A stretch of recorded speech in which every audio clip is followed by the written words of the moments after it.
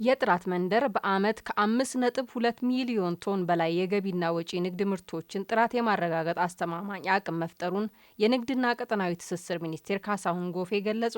ጠቅላይ ሚኒስትር አብይ አህመድ ኢትዮጵያ በዓለም አቀፍ ንግድ ተወዳዳሪ መሆን የሚያስችላትን የጥራት መንደር ባለፈው ህዳር ወር 2017 ዓ.ም መርቀው ለአገልግሎት ክፍት አድርገዋል። ጠቅላይ ሚኒስትሩ በወቅቱ የጥራት መንደር ለዘላቂ እድገት መሰረት የሚጥልና የኢትዮጵያን የማንሰራራት ጅማሮ የሚያበስር መሆኑን ገልጸዋል። የጥራት መንደር የኢትዮጵያ ደረጃዎች ኢንስቲትዩት፣ የኢትዮጵያ ተስማሚነት ምዘና ድርጅት፣ የኢትዮጵያ ስነ ልክ ኢንስቲትዩት፣ የኢትዮጵያ አክሬዲቴሽን አገልግሎትና የኢትዮጵያ ቴክኖሎጂ ባለስልጣንን የያዘ ነው።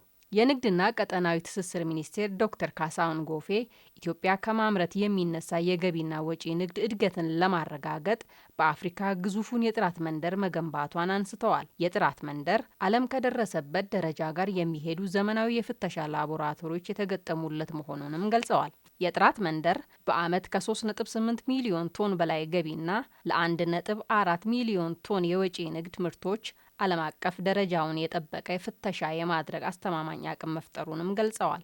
ኢትዮጵያ ካሏት የጥራት ደረጃዎች 80 በመቶ ያህሉ ከዓለም አቀፍ ደረጃዎች ጋር የተጣጣሙ ናቸው ያሉት ሚኒስትሩ፣ ይህም ሀገሪቱ በዓለም የንግድ መስተጋብር እንዳትቸገር ያስችላታል ብለዋል። የጥራት መንደር ኢትዮጵያ በጥራት ፍተሻ በዓለም አቀፍ ደረጃ ጎልታ የምትታይበትን እድል የፈጠረ መሆኑንም ገልጸዋል።